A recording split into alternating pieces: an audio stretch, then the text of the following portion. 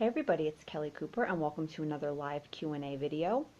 Today's question I'll be answering is, how can I stay focused and maintain momentum when I am led to believe through observation of my environment that it will be difficult to get what I want? Do I need to change my mindset thinking? How do I navigate this?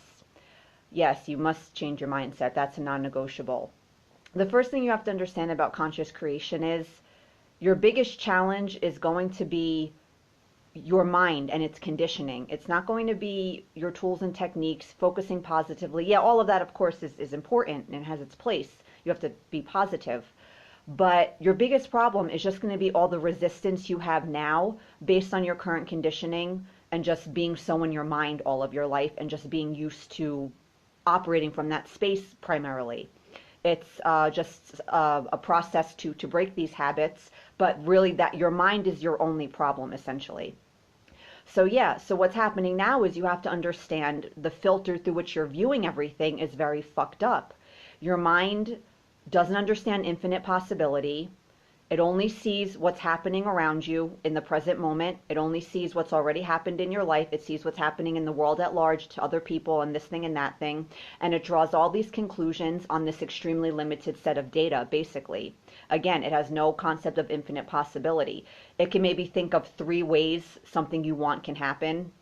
And if those 3 ways aren't possible, then it's like, oh, I guess it's not going to happen. Again, 3 ways versus infinite ways, right? A big difference there. So essentially, as a conscious creator, your biggest issue is going to be, the biggest thing you need to work on is consciously choosing to reject your mind's conclusions, your mind's assessments, knowing what you know about energy. And if you believe the law of attraction is real, if you believe in your ability to influence your reality by way of your inner world, you see that this is just a choice you're going to have to make over and over again, not just once. Because you're constantly going to see things that validate your mind's thinking. And your mind isn't quote unquote wrong about its limitations in thinking. It observes certain things that are in fact happening, but it's not the whole story. And again, that's where the conscious choice comes in.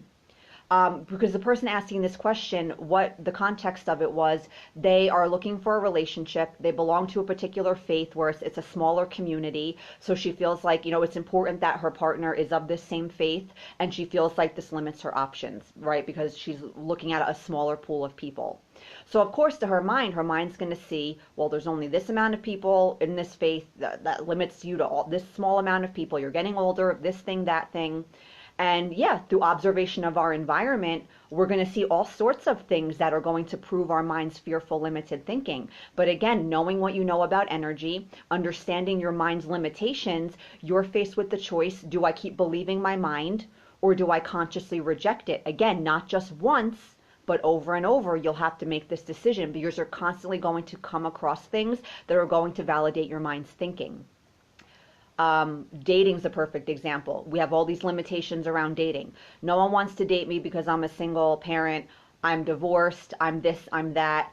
Guys my age only want to date women 10 years younger than them, right? Blah, blah, blah, right? All the dating stuff. Is your mind wrong about that? No, not necessarily. Yeah, are there people that won't want to date you because you have kids and they think you have too much baggage? Yeah, of course. Are there men that only want to date women at least a decade younger than them? Yeah, sure, they're out there. Your mind's not wrong, but it's not the whole story. And this is what you have to remember. Because if you just try to convince yourself that all the things your mind believes are just 1000% completely untrue, it's not really going to work because, again, you're going to see stuff that's going to validate your mind's thinking. And you're like, yeah, see, I told you this thing, that thing.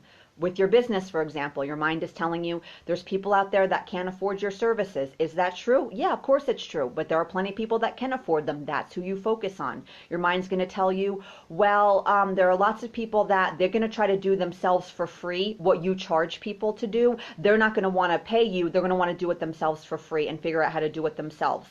Is that true? Yeah, sure. There are plenty of people out there that'll want to do the work on their own and they're not going to want to pay somebody. But there are plenty of people that'll happily pay somebody else to do it.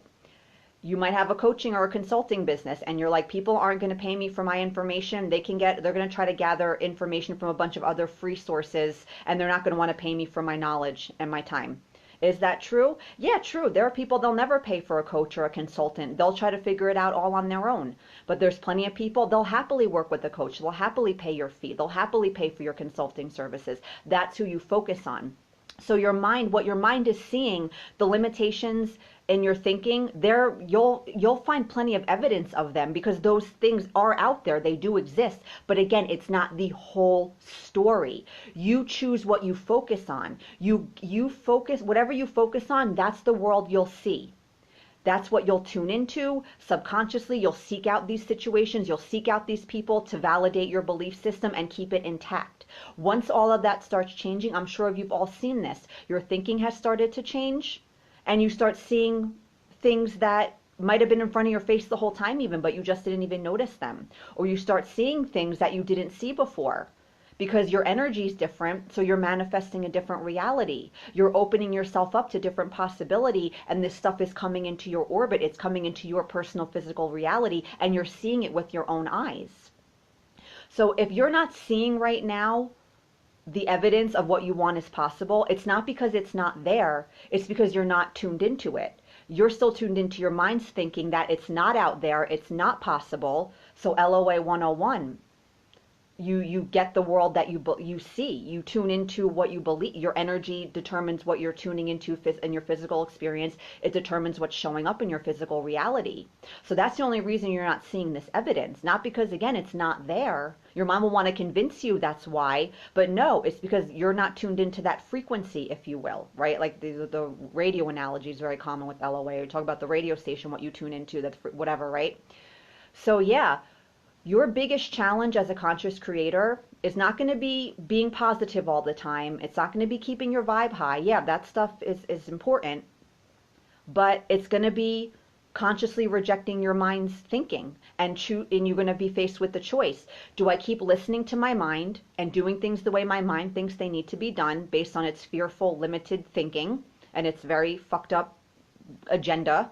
Or do I consciously reject it with faith in this teaching? Something feels right about this teaching. Something feels right about the idea I'm a powerful creator. Something feels right about the idea I create my reality by way of managing my inner world.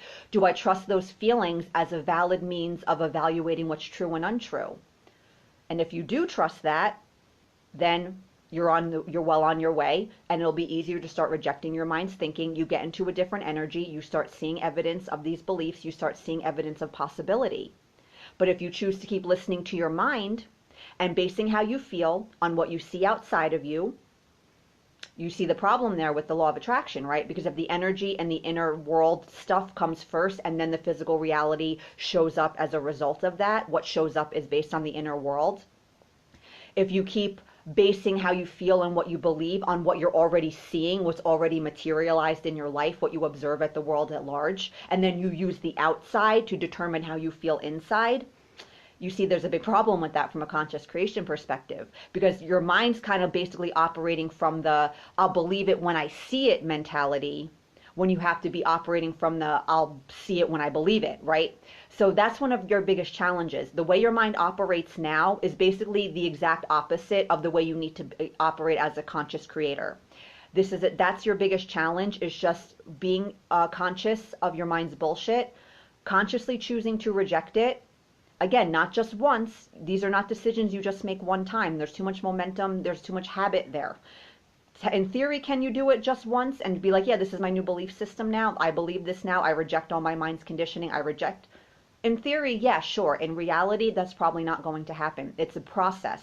But it actually doesn't have to take a super long time. It doesn't have to be painful if you accept it's a process. If you have to be vigilant of when your mind is spewing its bullshit, and you have to be vigilant of not so much trying to get rid of these thoughts, but are you believing them? Are you getting emotionally invested in them? That's where the reality creation comes in. Not the thoughts in your head, the emotional charge of these thoughts when you believe them. That's the energy. That's the vibration there. It's the emotion, not so much the thinking. The thinking will never stop. You have tens of thousands of thoughts a day. You're naturally probably going to think bad things, negative things sometimes. The only problem is when you believe them and you believe them, an emotion gets created, an emotional charge gets created. And even though you're just thinking a thought, your emotional reaction is basically as if it's really happening on an emotional level, right? That's the problem with our thinking, not so much the words in our head, it's the emotional reaction to it. So you don't get invested, you choose to reject it.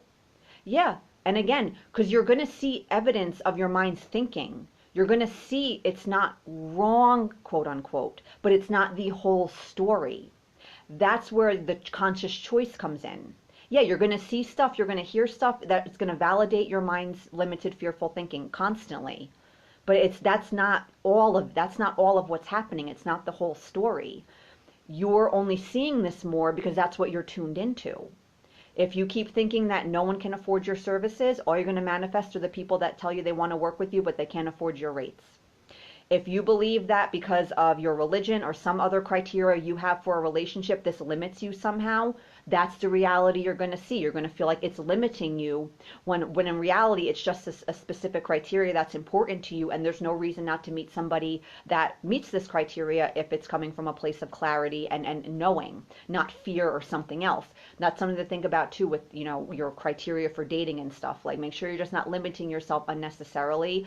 Make sure these criteria are coming from a place of clarity, self-knowledge, and it feels good, not something that's like, you know what I'm saying, but I won't get too into that, so that's kind of a separate thing.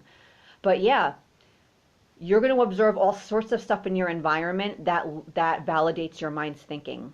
Do you listen or not listen? That's what it comes down to. Because your mind's going to convince you what it's seeing, that's the whole story. That's all there is to it. What it's observing. Nothing could be further from the truth. There's a whole other shit going on. There's all this infinite possibility. There's people you haven't met yet. There's ideas you haven't had yet. There's opportunities that haven't come into your orbit yet. There's things you want that you haven't even figured out you want yet. So if you're going to base everything on your mind's observation of what's already happening, and you're going to listen to your mind and you're going to let it convince you it knows best what you want, you can do it. But law of attraction type stuff, this knowledge will be kind of useless to you because you won't be able to really do much with it. Because as long as you keep buying into the mind, you'll never make the shifts required of you internally to actually change your energy in any real significant way. Maybe surface little ways here and there, you'll get some pop, but that's not very satisfying and you probably won't get much movement on that. But the real significant change, that's only going to come in your reality with significant inner change. And the significant inner change can only come when you're actively rejecting your mind's bullshit. And not from a fighting stance. Don't fight against your mind and see it as your enemy. Think of it more as like a child that just doesn't know any better. Just like a 2 or 3-year-old has very limited perspective on life and doesn't know anything because it's a baby. Think of your mind more like that. Don't think of it as an enemy. You don't want a fighting energy against it, but you do have to be vigilant against its bullshit because it's, again, you're going to observe all sorts of stuff that's going to justify its thinking because your mind bases its thoughts and feelings and beliefs on what it's observing. So you'll constantly observe things, again, that validate its thinking and how it views things. And you're fearful that I'm not going to get what I want. See, I knew it and all this bullshit, right? That your mind, that all of this stuff makes you miserable and limits you, your mind doesn't really care about any of that. It just cares about being right. You know what I'm saying? So you'll always see stuff that will make it right. But again, it's not the whole story. You have to remember too, when you observe a lot of things, you're observing other people and their lives. Their thinking and energy is all fucked up too. So again, you have to remember there's so much more happening than what your mind is seeing. And if you just want to believe everything and base everything about how you feel and what you believe based on what you're observing, it's going to be a problem. So it's something you have to actively, be vigilant about, and you have to consciously choose over and over again to reject the programming, to reject its conclusions, to reject its thinking. Because if it'll make brilliant arguments for you to why you need to hold on to all these ways of thinking that make you miserable and limit you and keep what you want from you. And because we're so used to operating from that space, it's very easy to keep doing it. Your mind is very attached to its beliefs and its fears and its thinking. Again, doesn't matter how miserable they make you. It's its creation. It gets very offended at the fact if people suggest it's wrong or it needs to be changed or transformed somehow, and it will cling to it. Again, that all of this makes you miserable and limits you. To your mind, that doesn't matter. It doesn't care. It's like, no, this is my thinking, my beliefs, my feelings. And again, it will make a very good argument why you need to hold on to them. And you have to choose. Do I choose in favor of these beliefs and what I want? Or do I keep just listening to my mind, knowing its limitations, knowing it has no idea what the fuck is going on, has no idea what I really want or need, has no idea what would truly make me happy, has no idea who I really am and what I'm capable of? When we talk about it this way, it seems like a no-brainer to reject all of that. But as many of you probably know, we fight for our mind's bullshit constantly, and it's so deeply ingrained we don't even realize we're doing it. We're buying into our mind's bullshit constantly, and again, it's so deeply ingrained we don't even realize we're doing it. So living more consciously is a big part of this process too, because again, all of this conditioning is so deeply ingrained, you do it, but you don't even think twice about it. You have to get off autopilot and recognize when you're going down a path that's not serving you, and then you're faced with a choice. Do I keep listening to my mind, who's basing everything on outside circumstances, doing it completely backwards of the way I'm supposed to be doing it? Or do I consciously reject it, get rid of the emotional charge, stop emotionally investing in its bullshit, and stop believing it? That's all it really comes down to. The only reason you're not seeing the possibilities for your life is because you're not tuned into them energetically. It's not because they're not there. So yes, whatever your mind sees, it's not the whole picture, it's not the whole story, but it's up to you to decide that's what's happening and consciously reject its narration of your life and the story it's telling about your circumstances. That's all it is. It's a story based on very untrue things, basically. So yeah, that's it, guys. I hope you enjoyed this. For more content, head over to livelifemadeorder.com for blog posts, podcasts, a whole bunch of other stuff, information about my coaching services. If you have a question you'd like to see answered, feel free to leave it in the comments or send it in a private message on my page. Have a great day or night, and happy manifesting.